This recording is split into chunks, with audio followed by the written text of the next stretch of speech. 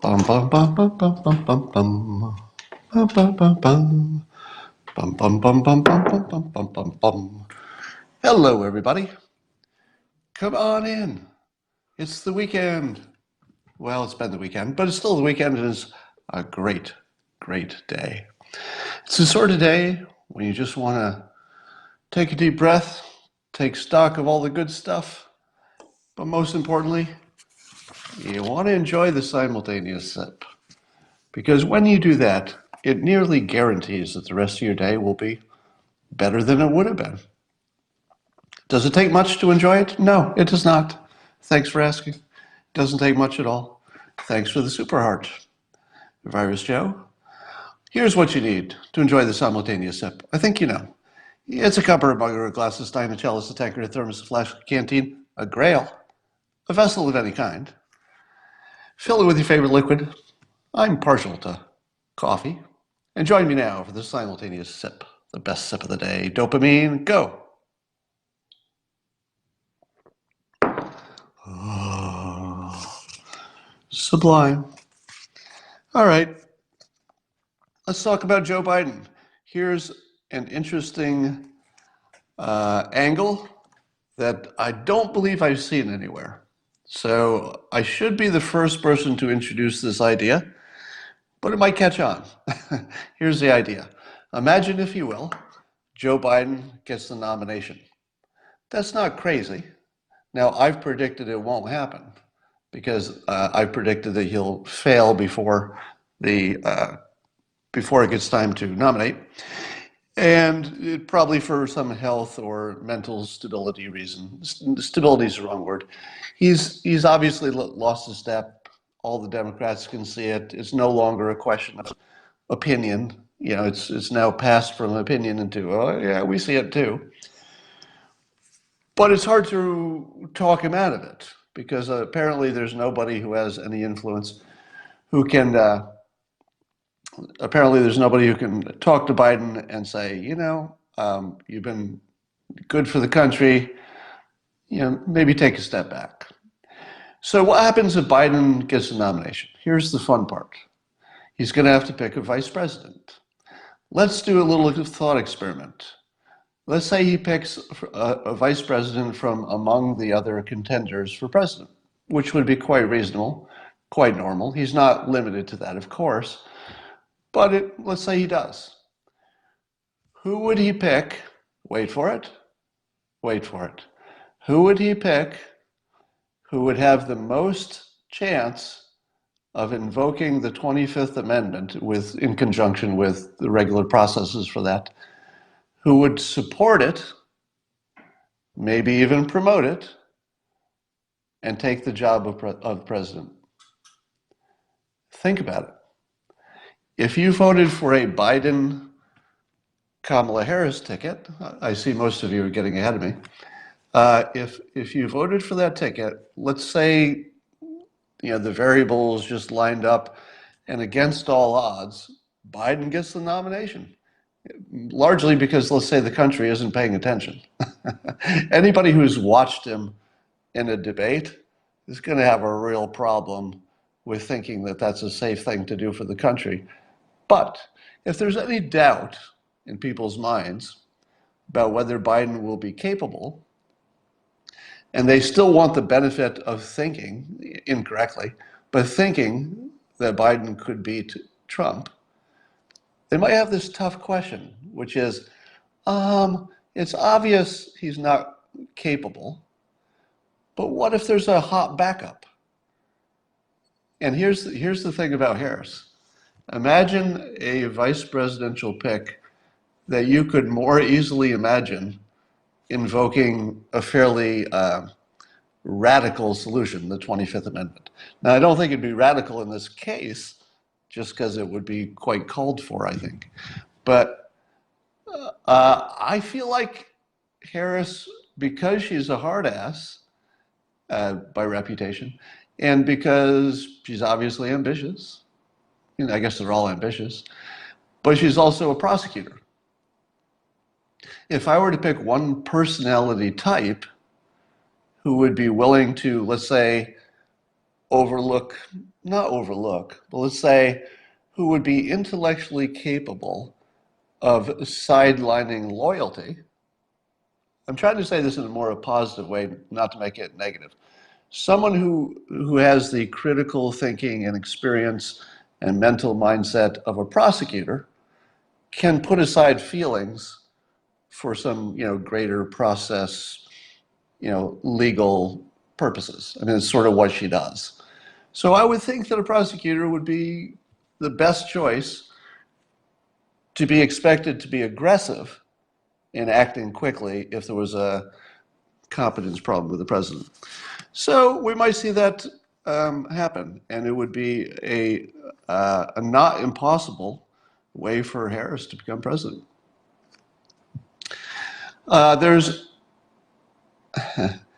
There's an interesting example of loserthink in the news I like to call out. Now, let me define loserthink for you. It's the title of my new book coming out November 5th. But I'll give you a little preview of what the theme is. The theme is that people who have experience across various different fields of study, be they history, psychology, economics, business, technology, engineering, whatever the fields are, the people who have broader experience, at least in the thinking styles, not all the details, not all the skills of those different disciplines, but if you've been exposed to the way they think, you're way ahead in understanding your world and communicating well. I'll give you a trivial example. If you had never heard of science, would it ever occur to you that you should do controlled experiments and double blinds and stuff like that? Probably not, right? Because those things were not obvious until who was it? Newton, Isaac Newton, I think, was sort of the thought founder of a lot of science. You can help me with the details, but the point is, throughout much of human history, it wasn't obvious that you needed a controlled experiment and that you could rigorously test your way to something good. Now think how handicapped you'd be if you were a modern, person in the modern world and you never heard of science. Now you don't have to be a scientist to know that controlled experiments make sense. Those are easy to explain. All right, so I'm going to take that concept. I'm going to apply it to a conversation between, sort of a public conversation, I guess. Bill Maher, who did a monologue in favor of fat shaming. In other words, his point was we should shame people to lose weight because of the health benefits, economic benefits, societal benefits. So James Corden, who I think you know him from whichever late night show he's on. He's got a very impressive body of work in the entertainment industry. So the first thing I'm going to say about James Corden is very successful. I'm guessing very smart, because if you look at the body of his work, it's pretty broad in the entertainment industry. It's very impressive. But I checked to see what his educational background is, and it's not science, it's not engineering, it's not economics, it's not business. Now, if somebody did not have an educational background in those things, one should expect that they don't maybe have a full grasp, if they haven't been exposed to those things, of what to do exactly in every situation, because those are pretty useful fields. So let me give you an example of what James Corden said. Now, apparently James Corden has been struggling with his own weight for years. I had to look at a picture of him to see what he was talking about. And I don't know, maybe it's because he works in LA, but he doesn't look fat to me. I don't know what he's talking about. Now, I get that James Corden seems to have some genes that make him a little rounder. Maybe he holds fat more strongly than other people. So anyway, the point is James Corden believes he's overweight. So that's his self-assessment. I don't really see it in the pictures in any way that would be, in any way I would call fat in America. By American standards, certainly not. But he probably lives and works in LA, so it probably feels like that to him. And I imagine it's gone up and down over time. But here's what he said. So James Corden said this, quote, "If making fun of fat people made them lose weight, there'd be no fat kids in school, and I'd have a six-pack right now." Now, in this mode, he was trying to make a serious point. He wasn't making jokes. Now, if it were a joke, I wouldn't say, well, let's look at it factually and pull it apart and see if it makes sense. But it wasn't a joke. He said it in sort of an interesting way, but it's obviously a serious point in which he's saying that fat shaming doesn't work. Because if it did, obviously every single kid gets fat shamed if they're fat. So how many of you think that's a good point? In the comments, we'll do a fun little thing. Is James Corden making a good point? That given that every kid who's overweight gets fat shamed, you can guarantee that. Zero kids who are overweight do not get fat shamed. So we wouldn't see any fat people if it worked, right? Is that true? So I'm looking at your comments and look at the mix. A lot of you saying yes, a lot of you saying no. Why is it that it looks like about half of you are on yes, half of you are on no? Why is it that you disagree on such a simple question? And here's my hypothesis. Now, this won't be true for every one of you. I'm going to make a general statement. My hypothesis is the people who say this makes sense, on average, not every single person, you could be the exception, but on average, the people who think that James Corden is making sense probably have a similar educational background. This is my speculation. Secondly, the people who say he does not make sense probably have backgrounds that are more like economics, probably more like business, maybe more like engineering, maybe more like science, or at least have been exposed to enough of those things that they know how those fields think. Here's what's wrong with James Corden's sentence, and I'll read it again and then tell you why it's completely irrational, okay? If making fun of fat people made them lose weight, there'd be no fat kids in school. Here's what's wrong with this, and half of you already know it. The other half are going to learn it for the first time. We don't know what would have happened if this were a controlled experiment. See? You see where this is going? If this were a controlled experiment, we might learn that 90% of people who are fat shamed go ahead and lose weight. We might find that 10% do. But the thing we don't know is what would happen if we did the experiment. So and let me say, I should throw my opinion in here just so I don't get lumped in with one of the two opinions I'm talking about. My opinion is closer to James Corden's opinion that the fat shaming is not good for society. I just have different reasons for it. So I'm anti-fat shaming, but his reason he gave is that if fat shaming worked, there wouldn't be any fat kids in school. And that is a very, that's sort of an artist opinion. If all of your education was in the arts, you wouldn't know that there was anything wrong with that opinion. If you were a scientist, I'll bet everyone here who had a scientific background said, oh, no controlled experiment, no controlled experiment. Your statement is absolutely just a guess. And half of you took that statement, which is nothing more than a speculative guess, and said, oh yeah, that's true, there would be no fat kids. If fat shaming worked, I guess that would take care of it all. So here's the big picture. The big picture is if you'd been exposed to some of the other more productive fields, the way they think, you don't have to be expert in any of them, but if you just knew how they think, you would have picked this up immediately. Enough on that. There's a funny tweet by President Trump. I forget who he was tweeting at, but there was somebody on Twitter who was slightly notable who said, in effect, that she wouldn't want to be friends with President Trump, but would vote for him for president, as opposed to Andrew Yang, who she thinks she could be friends with, but wouldn't vote for him for president. And President Trump wisely and entertainingly tweeted, back to her, I'm good with that, with an exclamation mark. In other words, he was accepting that he would rather be an effective president than to be the president everybody likes for his personality. And um, I thought it was sort of a brilliantly persuasive tweet in terms of framing the public's opinion of the situation. Because the most productive frame that this president could put out there, imagine this. Imagine if President Trump could sell what I'm going to say next. And this is the first time I've seen him hint it. And here's the sale. I'm not asking you to like me personally. I get it.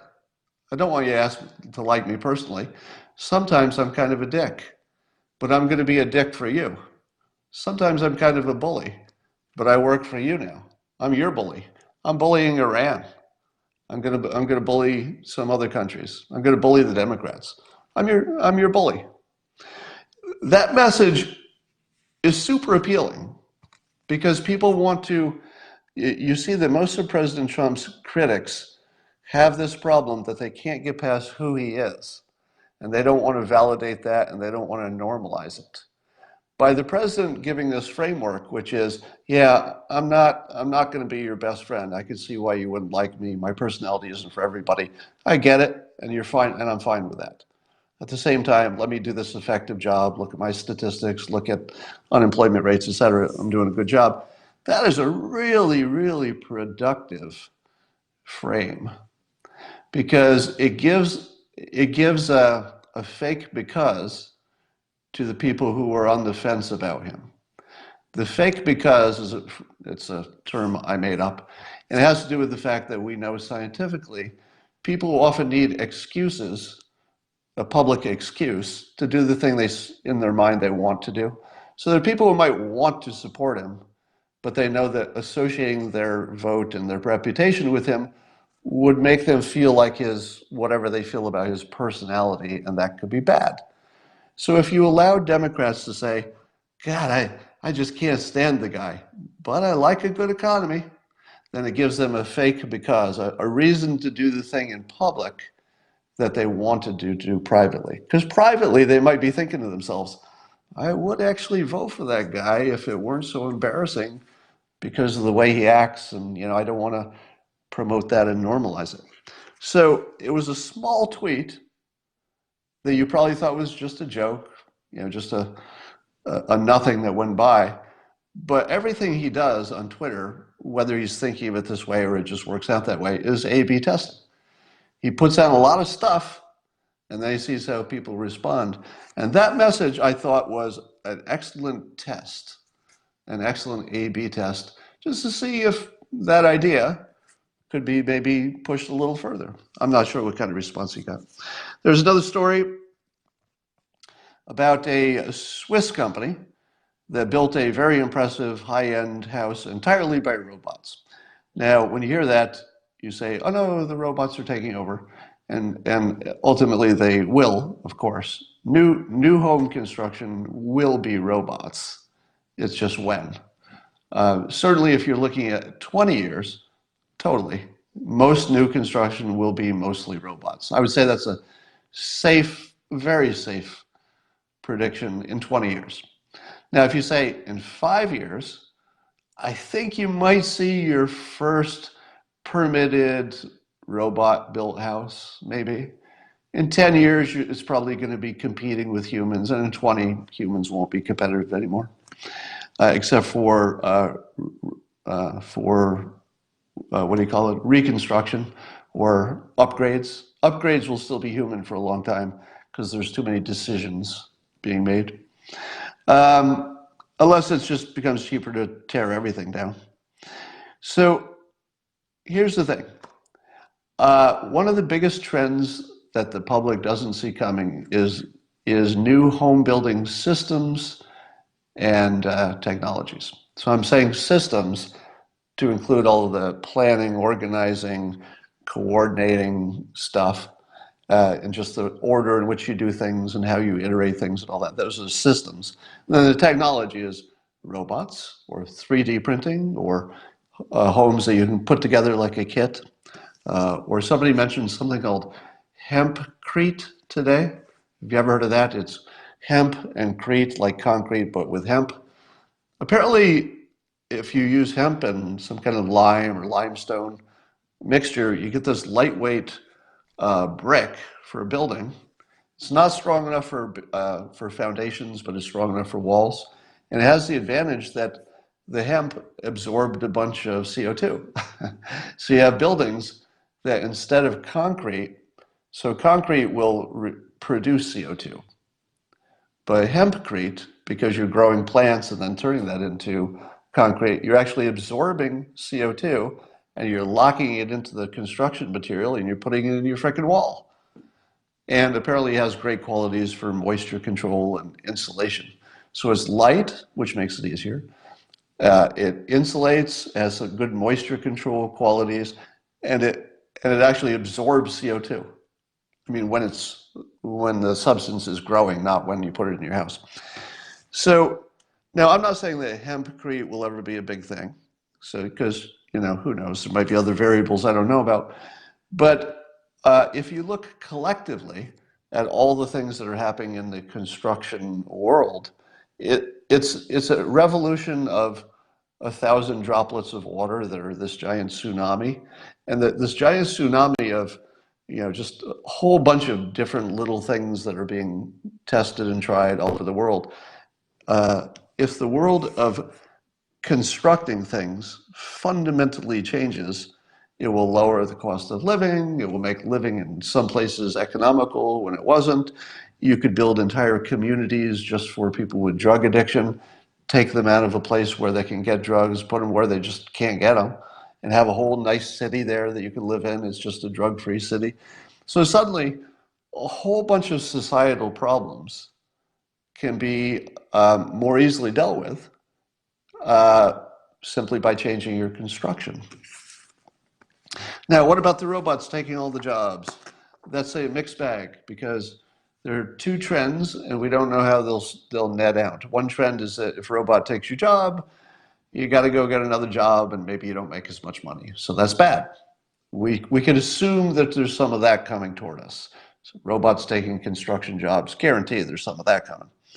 But what if the net effect of these new technologies for building homes takes the cost of a really good quality home down to, wait for it, $75,000.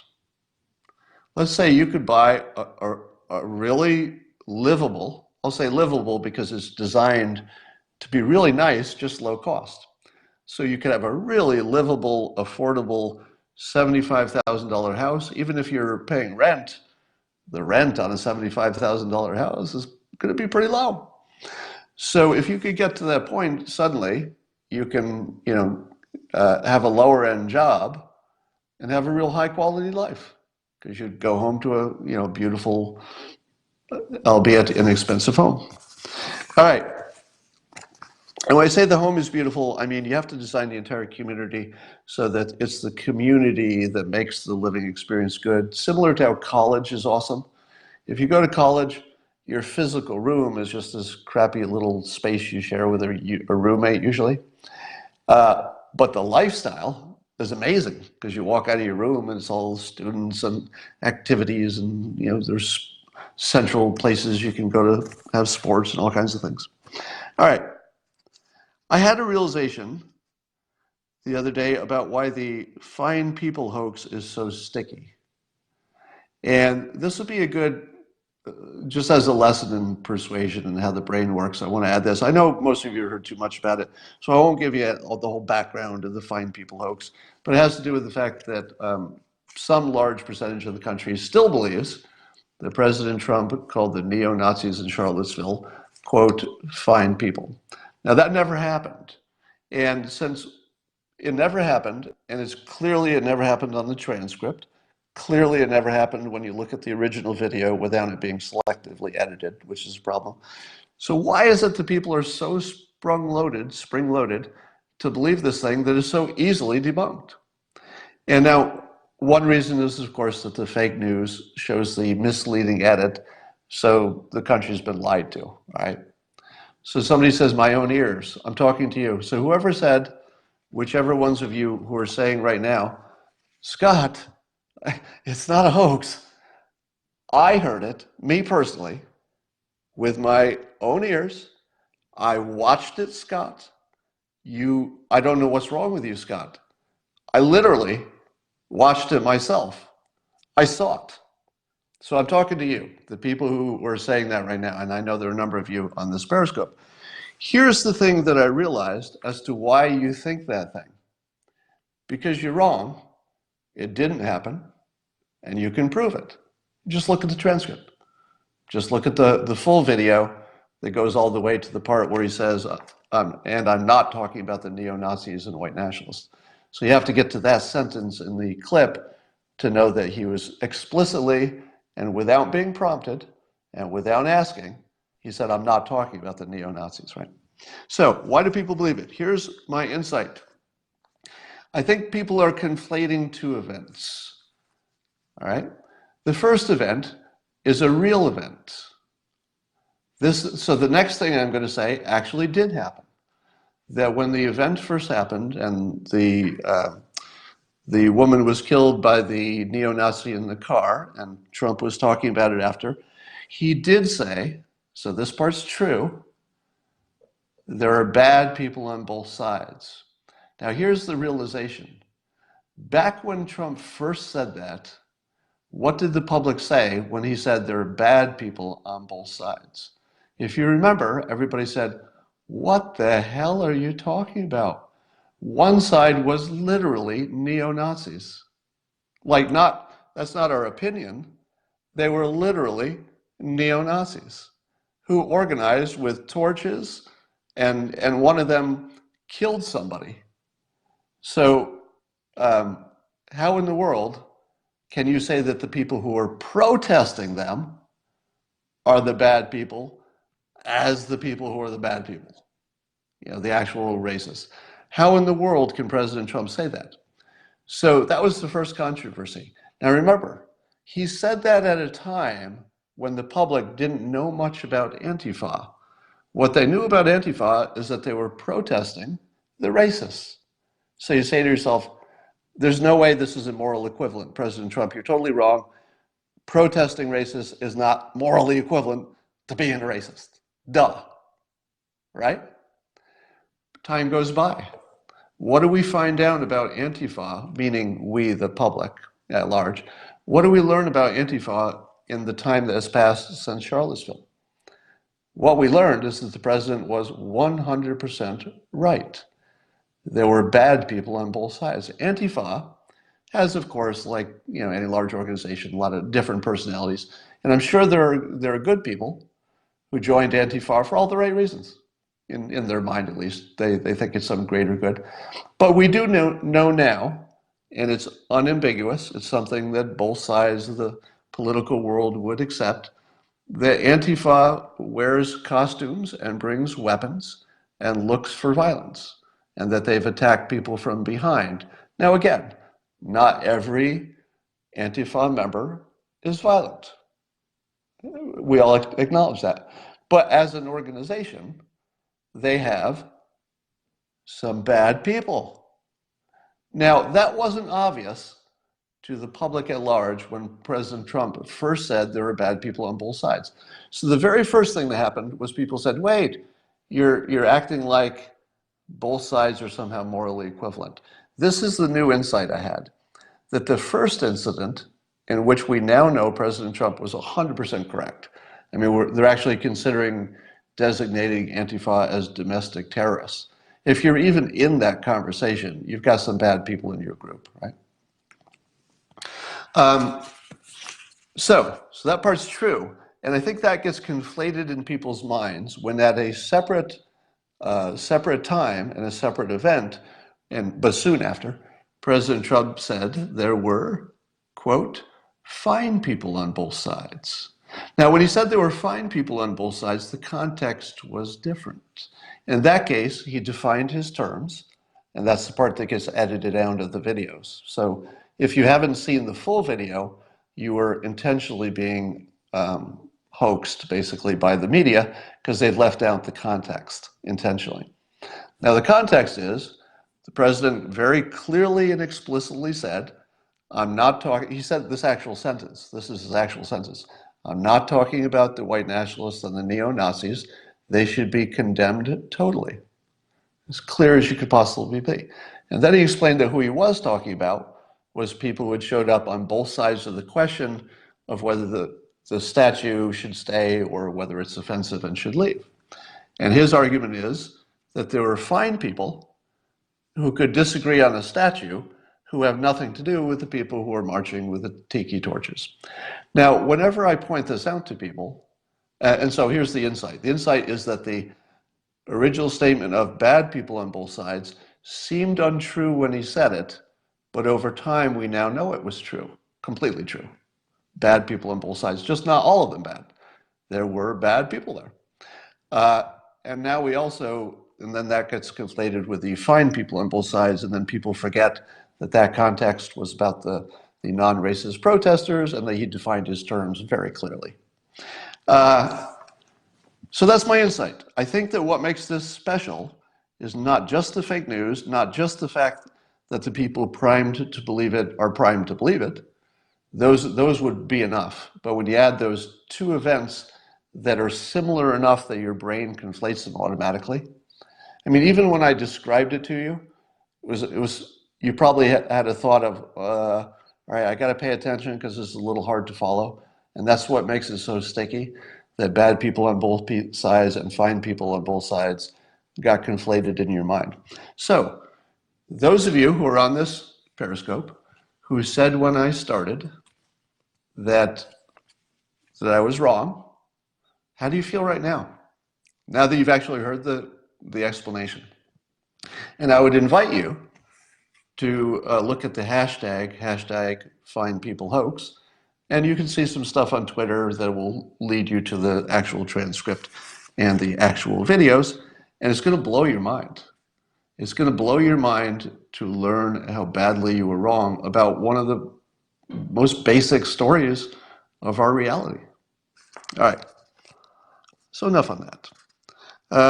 I saw S.E. Cupp, who's, what would you call her? I don't know, analyst, pundit, host. I don't know what title she has on CNN. I think she was allegedly Republican-ish, but sort of is anti-Trumpish, so she's more of a, she's sort of leaning left at the moment for CNN. I don't know her whole story. Commentator, somebody says. Let's call her a commentator. She did a very good piece about how the Democrats are almost not even trying to win. And I thought it was really well done, even with her facial gestures. So if you get a chance to see that, S.E. Cupp, little video clip, it's pretty short, in which she goes through how the Democrats are so incompetent, the group of them, that it's almost as if, not almost as if, it looks like, not literally, but it, you know, just on the surface, it looks like they're trying to lose. It's so bad, but it's a really good piece. All right. See what else we got going on. Kyle Bass, investor Kyle Bass, who seems to be one of the strongest voices against doing business with China at all, tweeted today that apparently, and he seems credible enough that I believe this is true, but like everything that I hear, I always go at it with a little bit of skepticism. The claim is that the Chinese telecom company has some nodes in America. In other words, some American companies have at some point bought Chinese technology for switches or routers or whatever, and put it in the network in the United States proper, but that has allowed China to look at our traffic. Now, I don't know, is that true? Apparently some of the traffic is being routed from the United States to China, so they can look at it if they want to. If that's true, and Kyle Bass is saying that we have to like kick that equipment out of the country, if it's even a little bit true that the Chinese equipment might be sending our private traffic over to China so they can take a look at it, we have to change that tomorrow. That's not even a next week kind of thing, is it? Isn't that sort of, you've got to go to those telecom companies, the president of the United States or whatever agency needs to say, you've got to tell your customers that their traffic is not private from China, and you've got to get rid of that. So yesterday I was talking to an international business person. So I'll tell this story without the details because the international business person is listening to this, is going to be having the simultaneous sip on his commute. So without naming names, somebody told me that he recently went to China. And the result of a short business trip to China is that his laptop was so infected with presumably hacks from official or unofficial Chinese sources that his tech people are telling him to grind it up. It's so infected and so dangerous to even go into China and use their Wi-Fi in a hotel that his laptop is almost unfixably corrupted by spyware, so that he's actually going to have to take it out and run it through a shredder or something. So just think about that. Think about China is so unreliable as a business partner, you can't even visit. Think about the fact that you can't even visit the country unless you have either no technology or if you've got some kind of VPN or something. I think if you have a VPN, you're in good shape. All right. Andrew Yang's making news with a little public dust-up with a comedian whose last name is Gillis, who apparently is going to be a new member of Saturday Night Live starting this season. And of course, the moment he was announced to get the job, somebody dug into his past and found some racially offensive things he said, allegedly in the service of humor. That's the debatable part.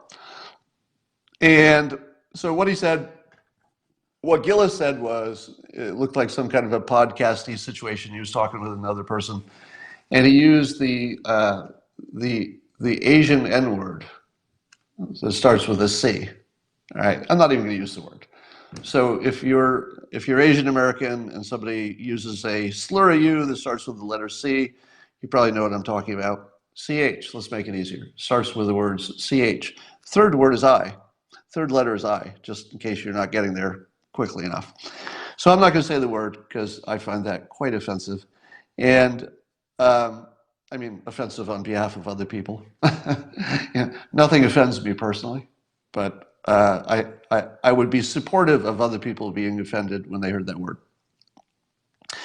So he uses that word, and of course it becomes, social media starts spreading around. And then Andrew Yang weighs in, and he said, he basically he gave a soft rebuke.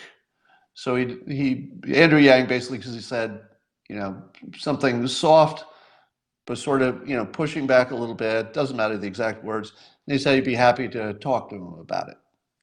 So he said he'd be happy to sit down and talk to Gillis about it. And then, of course, there were calls for Gillis to be fired for being a racist. And then Yang weighed in again. And here's the interesting part of the story. All right. Yang weighs in with a second tweet, and he said, quote, "We would benefit from being more forgiving rather than punitive," meaning that punitive isn't a word, punitive, let's say. So here's the summary. Gillis says something that's offensive to Asian Americans, and anybody from has the Asian background, and Yang pushes back, but softly. There's a call for Gillis to lose his job, and then Yang comes in and says, "No, maybe we'd benefit from being more forgiving rather than punitive." I love that. Honestly, that makes him, in my mind, the front runner on the Democrat side. He's like the only person who seems to understand. Consistently, he seems the only one who understands how incentives work. Have you noticed that? Now, you could argue that with the UBI, he's getting incentives wrong because, hey, why would you pay people to not work? But I think he's just ahead of the curve on that, meaning that we're not going to have an option about paying people directly once the robots take the job. So it's not so much that Yang doesn't understand that paying people to not work can have effect on their incentives. Of course he understands that. But that we might not have a choice, which is actually a pretty forward-thinking thing to say. So my view on Yang, of course, is forming over time, and at this point, I still don't see him as a threat to get the nomination. But based on this one interaction alone, for Yang to say publicly, I think maybe we should ease up on some of this stuff, from a Democrat. Now, any Republican would have said this, right? Now, don't you imagine it would have been easy for a Republican to say, "Hey, let's ease off on the political correctness." But this wasn't even a case of political correctness per se. It looked like it was the real deal. And for Yang to go soft on that and to recommend that maybe we should think in those terms is a real game changer, I think. And I think it's like an important addition to the public conversation. So I would like to thank Andrew Yang for doing a public service. So without even being elected, I would say this is a valuable, literally a valuable public service, that he would introduce this more productive way of thinking, I would call it. So this is productive thinking.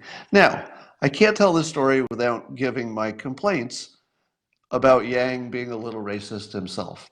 Now, when I say Yang is racist, I'm using the term to talk about the impact of someone's actions, not their inner thoughts.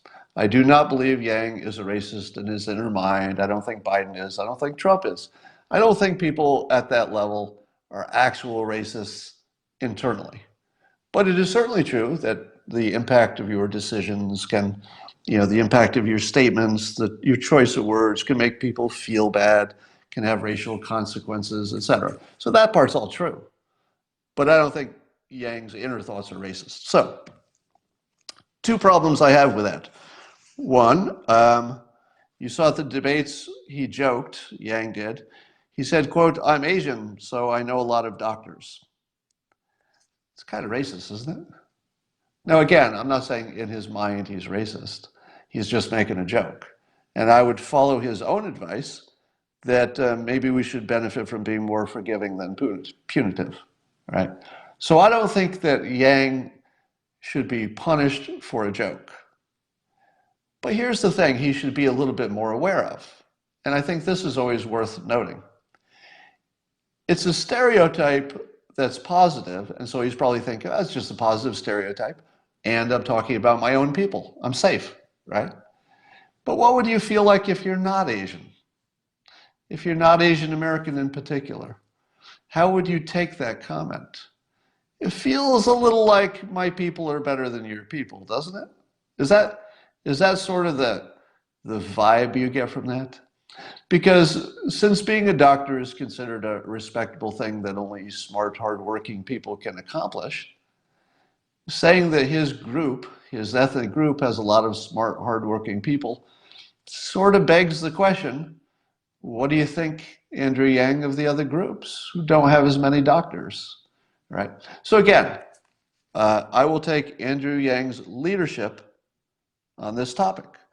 And I'm not going to suggest that you or anybody else should have a negative opinion for him for what I think was maybe a small blind spot about how that sounds when he says it.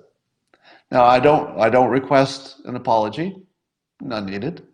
I don't even request a clarification.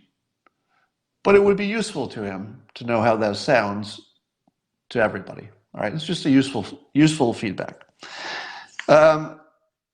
The other thing he said, and I don't remember the exact details, but there was a while ago, early in the process, that Yang made a comment that the rhetoric in this country was heating up to the point where it might be unsafe to be an Asian American in this country, specifically Chinese American, because the MAGA people, the Republicans, were going hard at China, the country, and some of that might spill back onto Americans who have some kind of Chinese connection, Chinese background.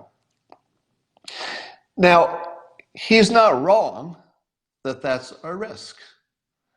But that too feels, somebody says, be a freaking man, Scott.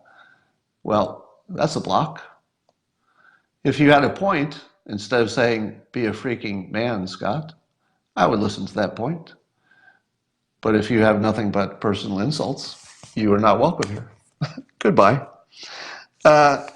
So when, what was Yang saying? So he was saying that basically the conservatives and the Republicans might be coming for the Chinese Americans because they would get all whipped up about China, the country, and maybe some of that would spill over. I took that as a little bit racist because, not against me, but it was a little bit racist because it kind of assumed there was something about the group, presumably the mostly white Republican types who were Trump supporters, and that they were somehow a little extra dangerous to the group he would identify with. And I feel like that's a little unfair. It's a little unfair.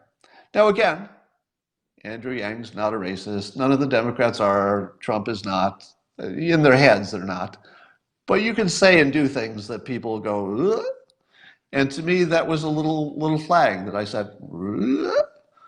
That doesn't sound quite as open-minded as I would like. So that's my little advice to Andrew Yang. He's, I'm in favor of jokes and I'm in favor of being accurate. And his description of the risk, I think, was accurate, but it doesn't sound right. Maybe word that a little bit differently somehow. But anyway, the net of this is I thought it was very productive.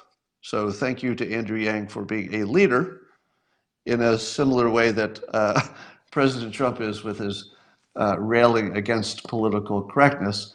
Now, of course, the way Trump does it is completely different than the way Andrew Yang is doing it, but they're doing the same thing. I mean, Trump's message is, let's not get caught up in the little stuff, right?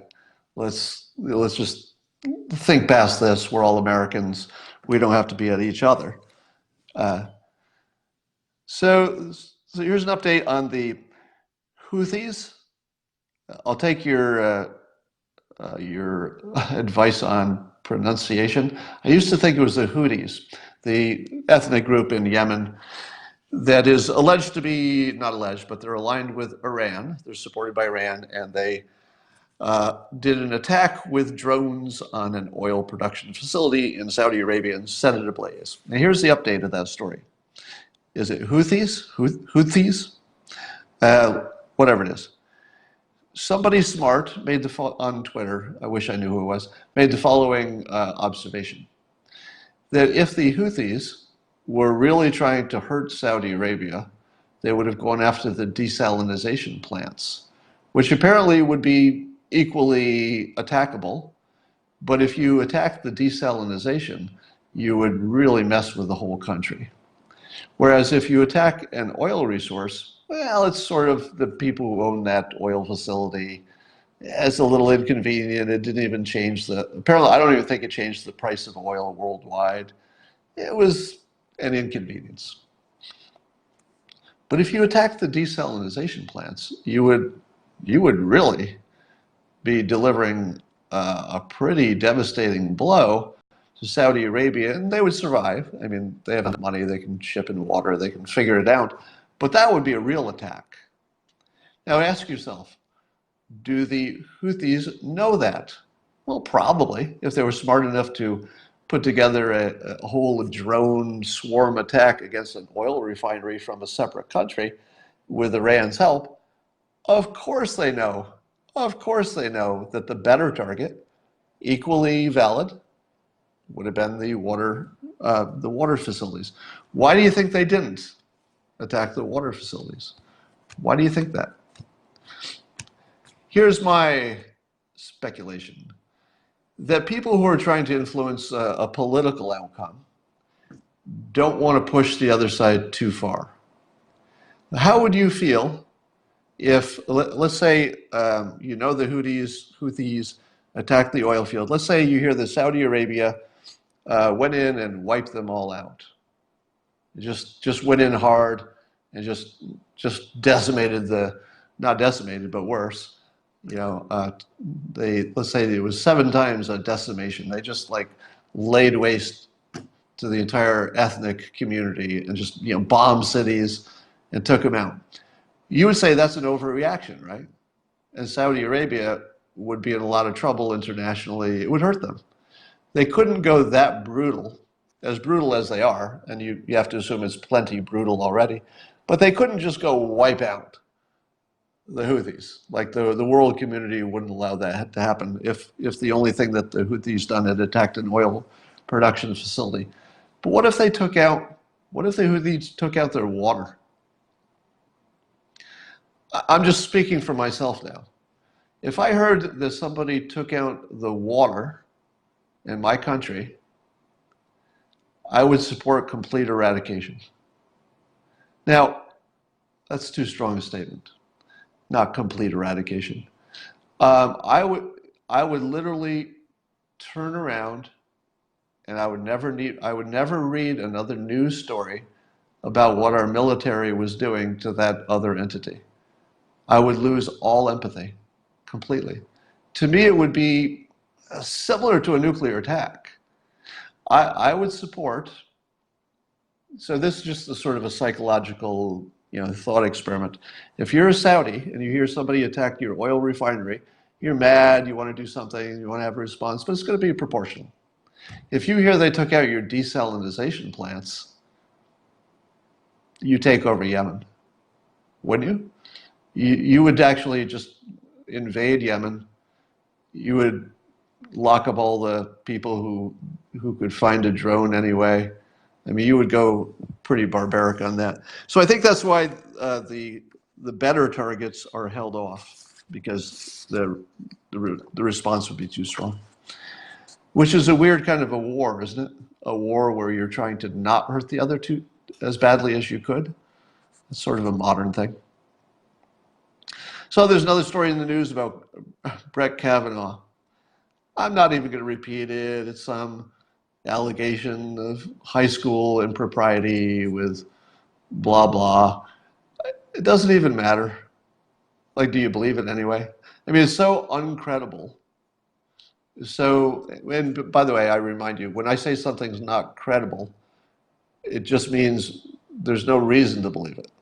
It doesn't mean something didn't happen or did happen, just there's no reason to believe it. So all this Kavanaugh stuff feels like the stalest old repeats. So think of some of the stories that the Democrats are pushing, and this gets to S.E. Cupp's commentary that the Democrats are just so pathetic right now.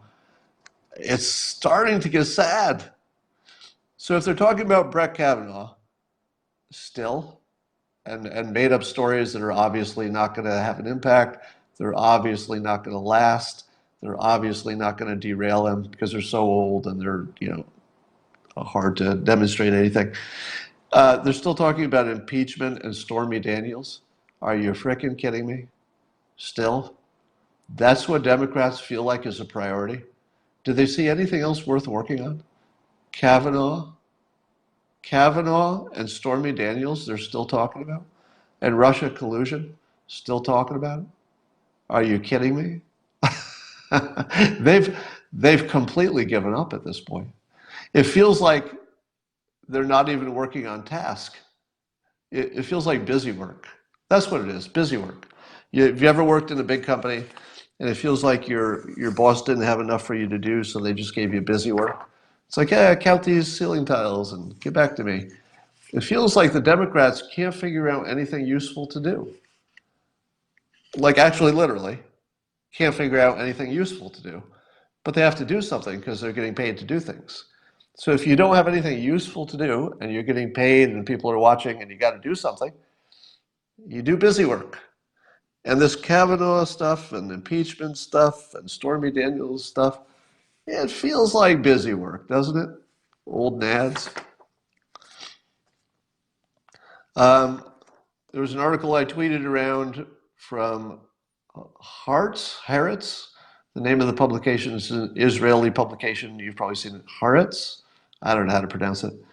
But there was an article in there about me, it turned out. Somebody was writing that Netanyahu is, quote, a master wizard who has learned from Trump to take all the attention from the news cycle so that his opponents, no matter what they're saying, it doesn't matter because nobody's listening to him.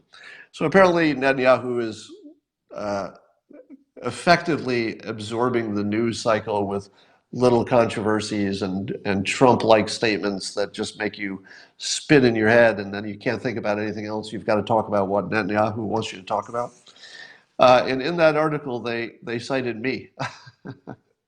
So, I sit here in my, like I'm literally sitting here in my little office here in California, and I talk to you on Periscope, and I write my little books and tweet and stuff. And the next thing I know, I'm part of the national discussion in Israel about the talents of their prime minister. There's no story there. I just thought I'd mention that. I guess that was a humble brag. Congressman Matt Gaetz had a tweet in which he was suggesting Erik Prince for National Security Advisor. If you don't know who Erik Prince is, you should Google his name because it's a really interesting recommendation. It's Erik with a K, last name Prince. I'm going to try to get him on the podcast because I think he would be one of the most interesting people in the world. So I've got that. I'm working on that. We'll see if that happens. And that is all I have for today. Scott, do you realize that in California there is a bill to mandate adult vaccines? Let me give you my opinion on vaccines. I haven't looked into it, and I feel like I don't want to offer an opinion on it. Here's why. So the vaccine thing is a lot, in some ways, it's a lot like climate change. It is, somebody says, Shiva knows. Yeah, so Dr. Shiva actually just sent me a tweet of his, and I'm not going to retweet it. I don't know if you're watching, Dr. Shiva, but the reason I'm not going to tweet it is because I'm not informed. And I don't feel that I could become informed.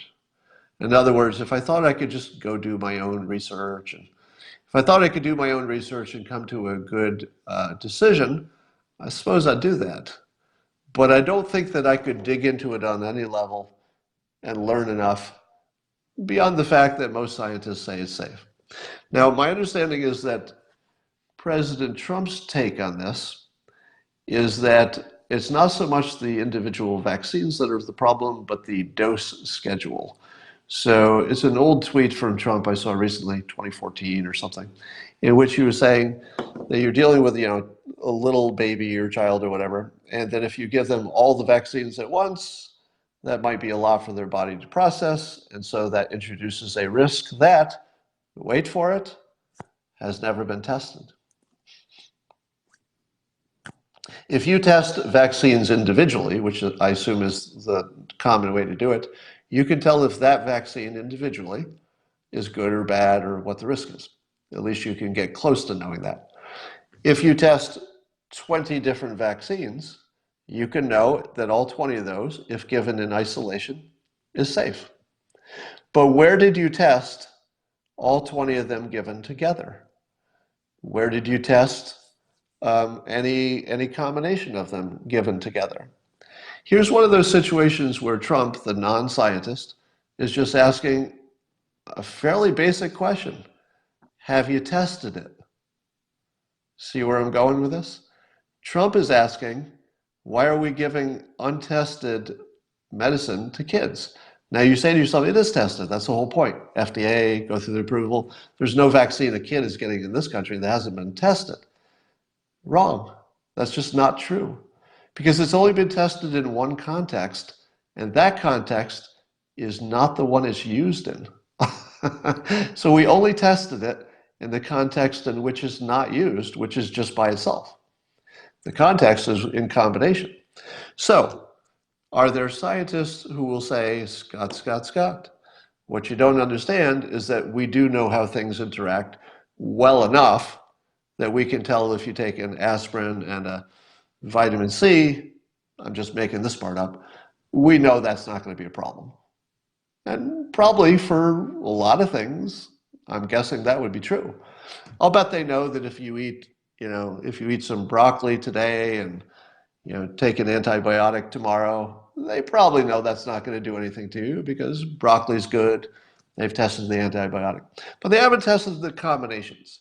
And to the extent that some of these vaccines have common elements, so there might be something in the mix of each one that might be common to one or more, have you doubled the amount of just that one component simply because you gave it all at the same time?